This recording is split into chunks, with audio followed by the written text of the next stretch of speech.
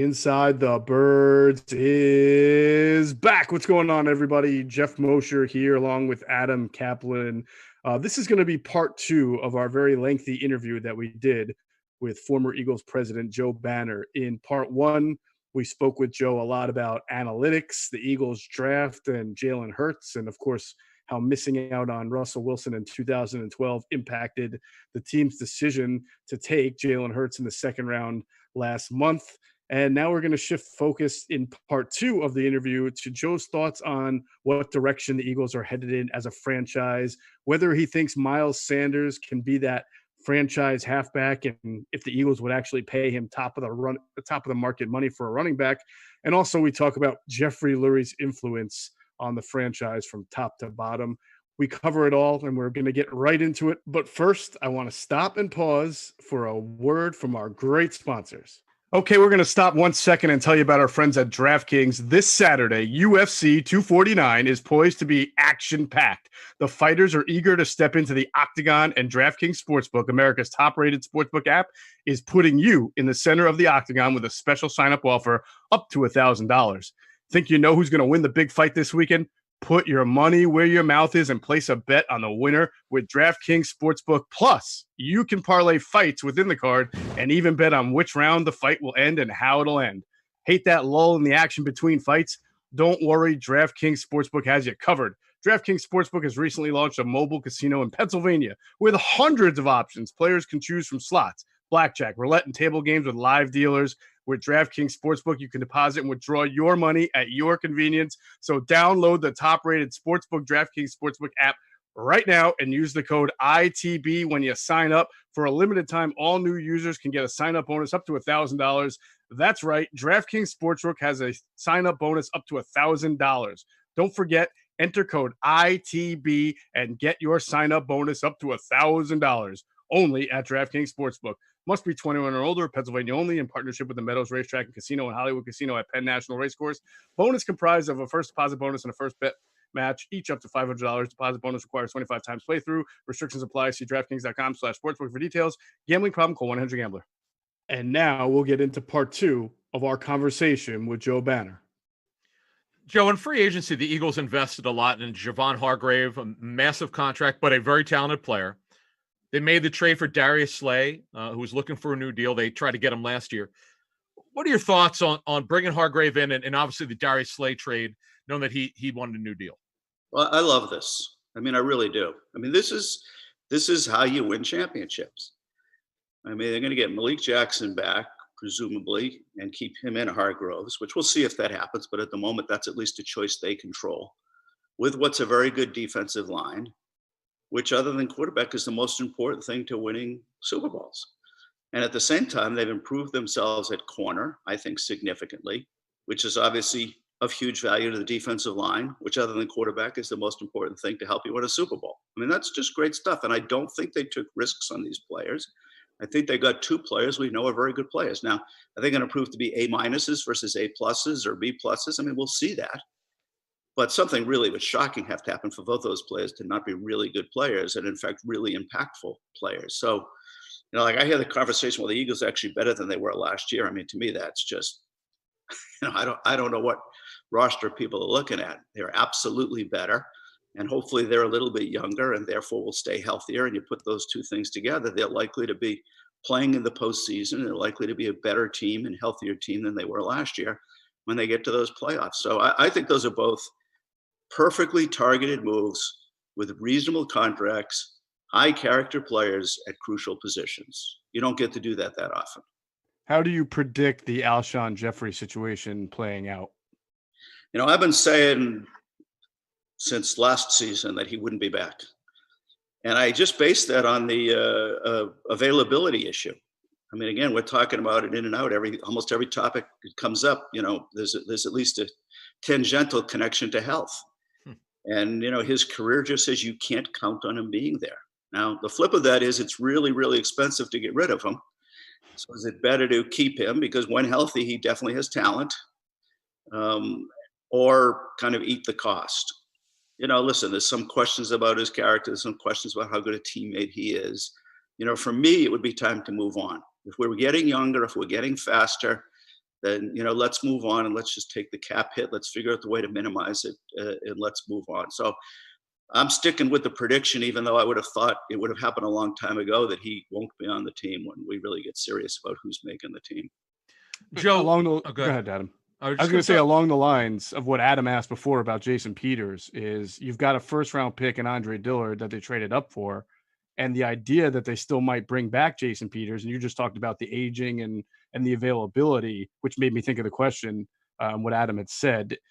Is there some uneasiness that might be involved? I would think you would want your first-round pick by year 2 to be on the field, but what happens if you do bring back a future Hall of Famer who's accustomed to starting? Can you theoretically call it a competition or say, Jason, you've got to win this spot out at this point?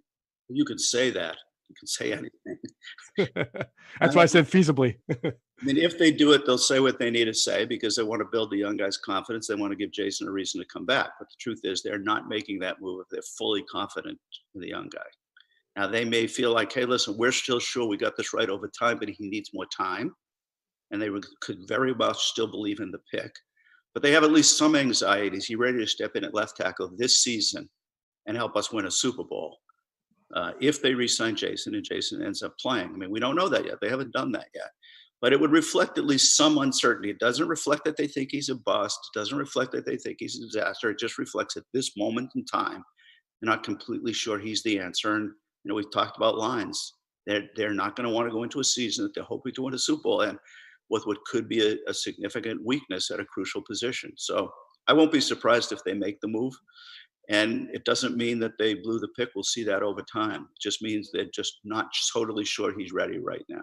In terms of roster building, over the years with the many decades and years you were with the Eagles, not a lot of high picks on running back and linebacker. You mentioned Brian Westbrook, who was a home run as a third-round pick. But what was the thought process in terms of cap and cash and development of not really going early with linebackers and running backs? Well, again, I hate to use the word because it will stop some people from listening, but analytics tell you. You can get running backs that are good enough to win the Super Bowl in the second round and the third round as undrafted free agents. But it's damn hard to get a defensive end in the third round. Again, not to say there are no exceptions. We drafted Derek Burgess, who was a very good player for us and went on to Oakland and lead the league in sacks 2 years. So again, I'm not making any absolute rules. I'm playing the odds and I'm making some generalizations. So generally you can find good linebackers in the third and fourth round, and you can find really good running backs from the second round on. Remember, this was another part of our theory. You can't be weak at any position, but there are a number of positions you can just be solid at, and that's good enough. So what we were always trying to do was never be weak anywhere and save our high picks and our big money expenditures on the positions that we thought translated into the different number of wins at the end of the season. We always felt like we could at least be solid at linebacker without having to use up a lot of resources. We thought we'd be solid at running back without using a lot of resources. By the way, some people mistake this into thinking we didn't think it was important. Linebackers probably we do think was a little less important than some positions, but we thought running backs were incredibly important. We just didn't think we had to use a lot of resources to get them. We went from, if you take our whole history, even pre-Andy, you go from Ricky Watters to Charlie Garner to Deuce Staley to Brian Westbrook to Shady McCoy. That's not a team that doesn't think running backs are important. We thought they were really important. But we were just really confident that, the guy that we needed to get in the first round and couldn't find in the second and third round was a better use of our assets and a better way to build the team smartly to get the running back in the second and third round, which we did with all those names I just mentioned you. We took in the second or third round, and they were really good players and crucial to our success. We never thought running backs weren't important. And I believe, at least with Brian and Shady, their second contracts wound up being, good for the player and good for the team. But here we have a situation, Joe, where people are already wondering how the McCaffrey contract and whoever comes after that will influence how much money a guy like Miles Sanders will make 2 years from now, because Miles had such an impressive rookie year and now stands to be the primary back, really Doug's first West Coast primary back since he's been here. The number's really high now. So can you look down the future and still see, Miles Sanders being paid market value and being with the Eagles? If market value is McCaffrey, no, I don't believe they'll ever do that. I really don't. I mean, I could be wrong. We'll know in a couple of years. I don't think they'll do that because they just don't need to. And there are too many other places you need to. But what I really think is going to happen is different than that. I think you're going to have McCaffreys and Barkleys, and you're going to see, like, you just got 16 million, see 16, 17 million top tier running backs. And then you're going to see a tier of really good running backs that are going to be in the 9 to 12 range in today's dollars. So this may be different, Sanders, a couple of years now. They're going to be $9 to $12 million a year per running backs. And they're going to be the guys like the Cooks and the Camaras. They're very good players, but they're not quite McCaffrey or Barkley. And I think if we get to that point and the equivalent of today's percentage of cap is 9, 10, $11 million, and Sanders continues to play the way he did last year, I think you would see the Eagles re-sign a guy like that under those kind of circumstances. But I don't ever see them doing a McCaffrey, Barkley type of deal in the running back. Joe, when you and I were at ESPN 2016, I remember you and I were debating on how good the roster was, and you kind of shocked me and said, this is Howie Roseman's first year coming back after Chip Kelly left. You said, they have one of the best rosters in the league. And I said, there's no way. Well, a year later, they won the Super Bowl. And I was shocked. You were so bullish on them when Howie came back. Why were you so bullish? And why have they been able to make the playoffs and win the Super Bowl 3 out of the last 4 years? Well, number one, I actually did think they had a pretty good roster there. And again, you've heard me talk enough to know I thought they were still capable of dominating on both lines of scrimmage. So for me, if you have a good quarterback and you can dominate the lines of scrimmage, you should be at least good. And then they had some other elements that started to feel like they could be, better than good. Not that they were in 2016, but that it wasn't that hard to get there. I don't think, going to get in trouble for saying this, I don't think the years when it was kind of Howie and Chip together and then sort of Chip alone, I don't think they were as disastrous from a personnel perspective as some of portrayed. Again, they absolutely made some mistakes. They made some really bad mistakes. They also did some things that served them, well after the fact. I mean, Lane Johnson is one of the best draft picks the Eagles have had in a very long time, and crucial in every way. Leadership, determination, drive, quality of play, crucialness of position. So there were some really key parts coming out of that. You put the mindset back in that they had, pre that disruption. I've said this to people for years, despite the criticism that gets. Howie is a good evaluator of players. Some people think he's just a strategist. Some people think he's just good at the cap. He is good at those two things, but he's a better talent evaluator than people have given him credit for. So I felt like there was a foundation there where it was most important to have quality and youth. They had it, and that they make good decisions going forward here. And they had a real chance to be a good team going forward from that point. And, they won 35 games in 3 years. I mean, we can sit here and talk about Hurts, but a Super Bowl in 35 games in 3 years, we shouldn't lose context.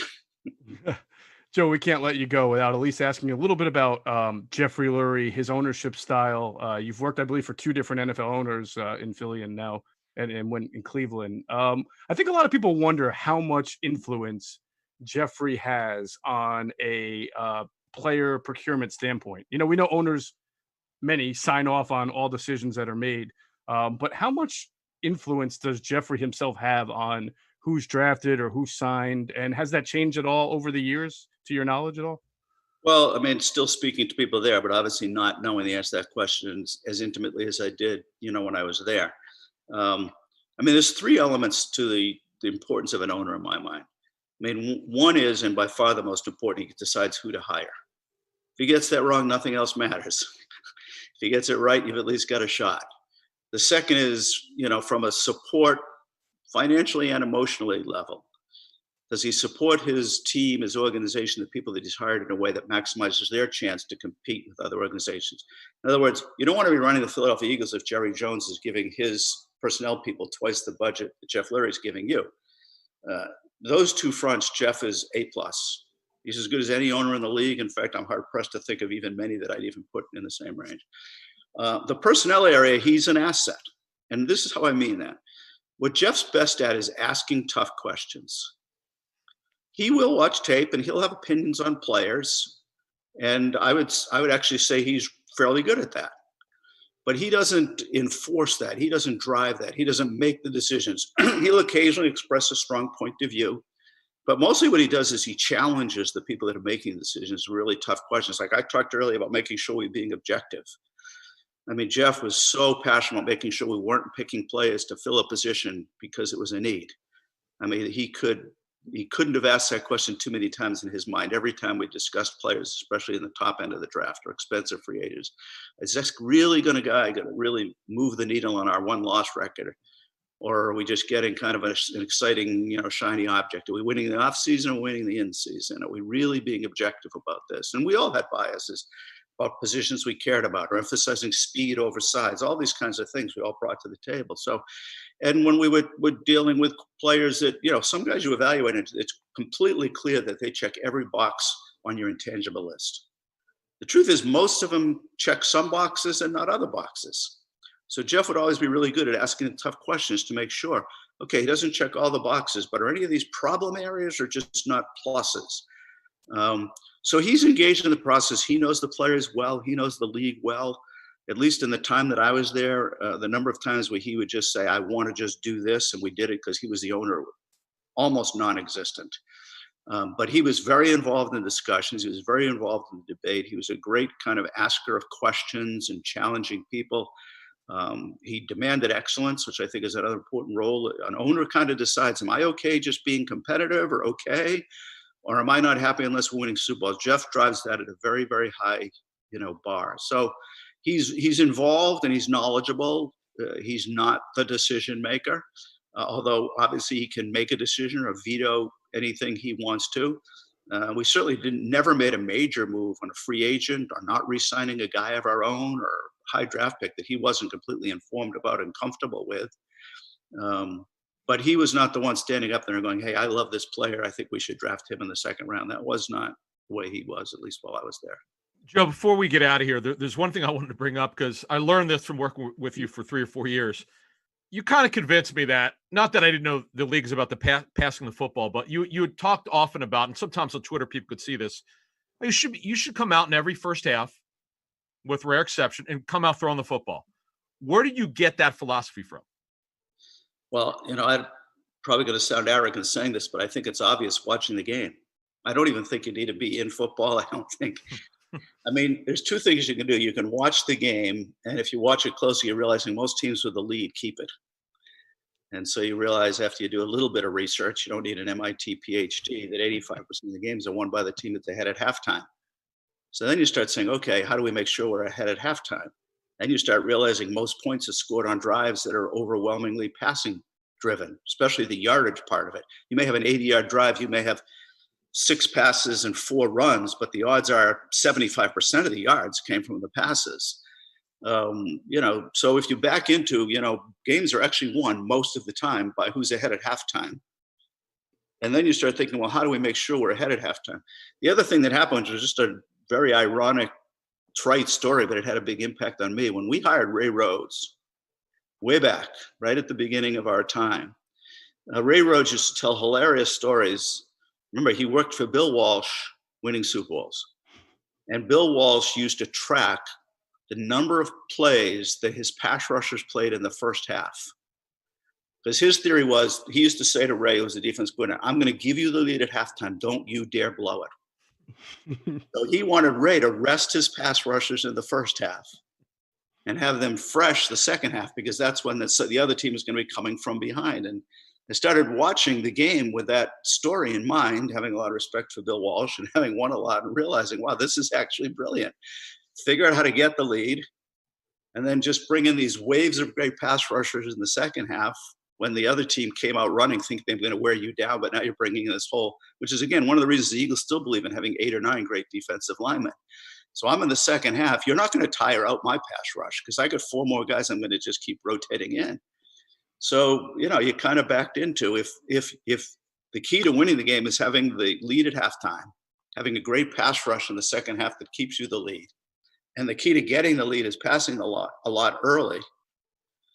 Again, you don't need a PhD from MIT to go, okay, well, this kind of drives a couple of obvious fundamental strategies that we want to employ. Joe, we can't thank you enough for joining us. This was a great conversation, very enlightening.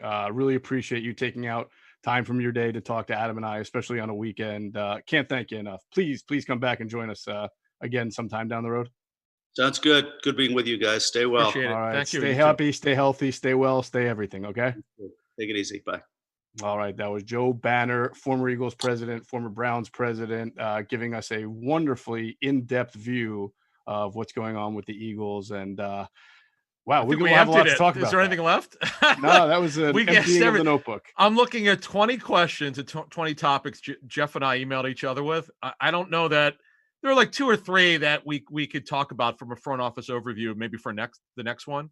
Mm-hmm. But man, we emptied the notebook. I wanted to talk to him about extending Ertz's contract. Yeah, but I think one of us brought up extending older players, and he brought it up. See, that's the funny thing is with Joe is you'll bring up one thing, and then something will happen. It happens to all of us. You start thinking of something. Oh, you know what? Let me talk about this too. Right. That was beautiful, man. The Russell Wilson story. Yeah, we got the. It was worth great. It all. Yeah, he explained kind of what happened, why it happened. We'll learn about analytics and folks, see, this is the thing that we got into a little bit. We got into analytics a lot, but the thing that shocked me about working with Banner at ESPN was how much of a tape guy it was. He's way more tape. Like, he gets a bad rap for being a numbers guy. Well, when it comes to contracts, maybe, but when it comes to how you build a football team, he says in the Paul Domowitch piece, he actually said it's 90% tape. We could argue it's subjective. It's more 75% tape than it's analytics, it's character, Jeff. He talked about character with us here. But the fact of the matter is he just gave you an overview of what he thought about the way you build a roster over his 30 years or so of being in the National Football League on and off. Obviously, he was with Eagles and he left. Someday we'll go over on our show here, Jeff, of what happened. We didn't have time for that. This was really not what this show was about, but why he left, what happened with the Browns, and basically how he consults with teams, how they really go to him for opinions, and how he helped the Falcons hire Dan Quinn and all the other things he's done in his career. He's had an amazing career, by the way, with charity, with City Year. We should mention that. Just tremendous charity work. Definitely. And you knew Joe. You knew Joe when he was with the Eagles. The ironic thing was, Joe and I were really not friendly when he worked with the Eagles. He was one of the few people I didn't talk with. That's another story for another time. But he's totally not what I thought when we worked at ESPN together. I try to be as objective as possible when I evaluate people. When you get opinions on people, some people are biased. You always have to get your own opinion. So when you first got to know Banner, or you were covering the Eagles with Comcast and the newspapers you worked for, what was your opinion of him? Well, it's really interesting because when I first got on the beat with the Wilmington News Journal in 2005, I was kind of in a backup role. Kevin Noonan was the beat writer, and he eventually moved over to columnist. So I was hired to cover the Phillies, ironically. And then I moved into That's right. You're a baseball guy at heart, right? That's right. I moved into the Eagles role. Right. I mean, literally, Adam, my first month of Eagles was the Terrell Owens offseason. God. The next question press guy. I mean, I was indoctrinated into the drama around this franchise from my very, very first days on the beat. So I remember my first real one-on-one interaction with Joe was at training camp. And I think the Terrell Owens saga was still going on at the time. And he was sitting by himself underneath a tent watching the practice. And I thought to myself, maybe I should just go sit next to Joe and see if he'll answer any of my questions. I mean, there are guys on the beat at that point who are veteran guys, Les Bowen, Paul Domowitch, Rich Hoffman. Ruben. I mean, I'm the youngest guy on the beat, the most raw. And I decided, you know what, I'm going to do it. So I went and I sat down next to Joe. And Joe kind of, I feel like to the public, can strike an intimidating tone because he talks very directly. Yeah. He's a no-nonsense guy. You don't get warm and fuzzy with him all the time. And that's not a knock. It's just his public demeanor, right? And everybody knew him from calling out Drew Rosenhaus and their feud. So I sit down next to Joe and I say, hey, Joe, what's going on? He goes, hey. I go, you got a minute? I just wanted to talk to you about a few things, And he says, yeah, sure, why not? And then he proceeded to let me interview him one-on-one while practice was going on. And my takeaway is that a bunch of the veteran writers said, hey, good job, Moshe. I started to gain some respect as a reporter among my contemporaries for just having the wherewithal to go do that and sit next to Joe and start asking him some tough questions about the contract situation.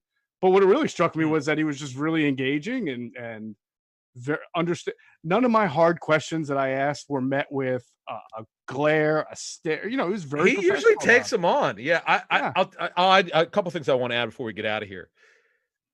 again, when you don't know someone very well, you're not sure kind of who they really are. And, the Brian Dawkins stuff, we didn't really, and we touched on it on the show. I didn't realize how still close he is to Dawkins. Yes, I think Joe's talked about it publicly.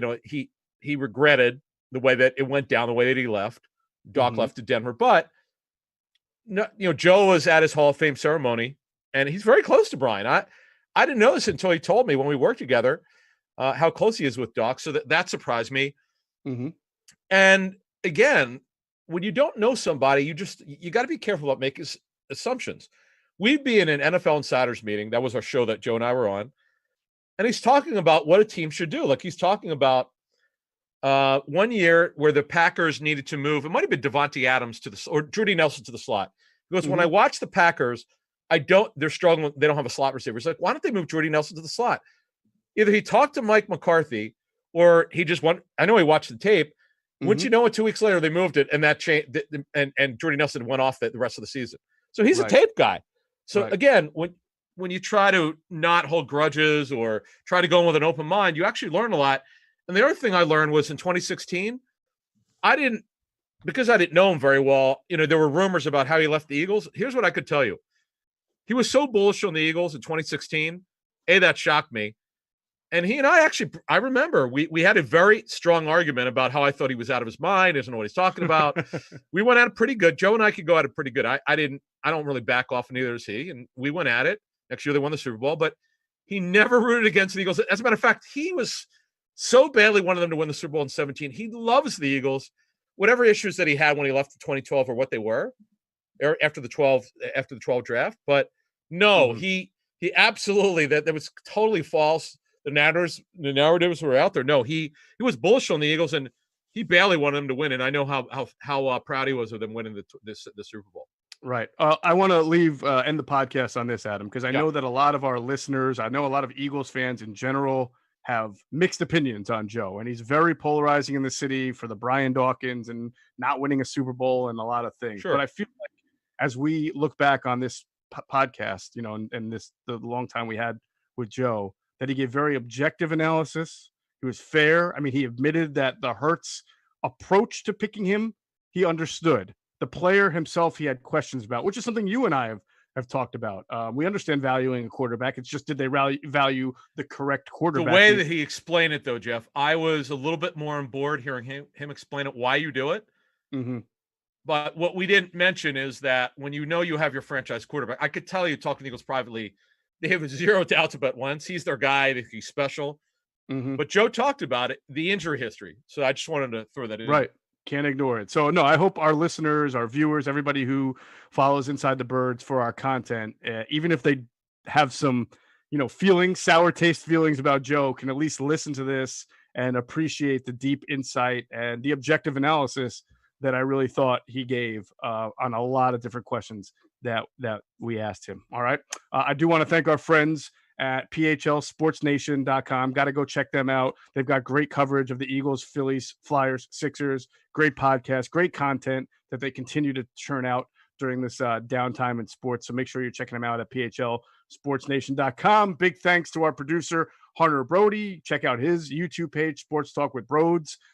Always putting out great content there, very passionate takes. Check out his podcast with former Villanova basketball star Darrell Reynolds called Processed, and he's on Twitter at Broads81. And please check out our YouTube page. Continue to subscribe. We're going to continue to put out different videos that are different from the podcast. So we're always providing different forums of content. We've got InsideTheBirds.com, and we've got the Inside the Birds YouTube page. Hope you check those out and subscribe to both of those. Everybody have a great rest of your weekend and week. And as always, we thank you for flying with us inside the bird.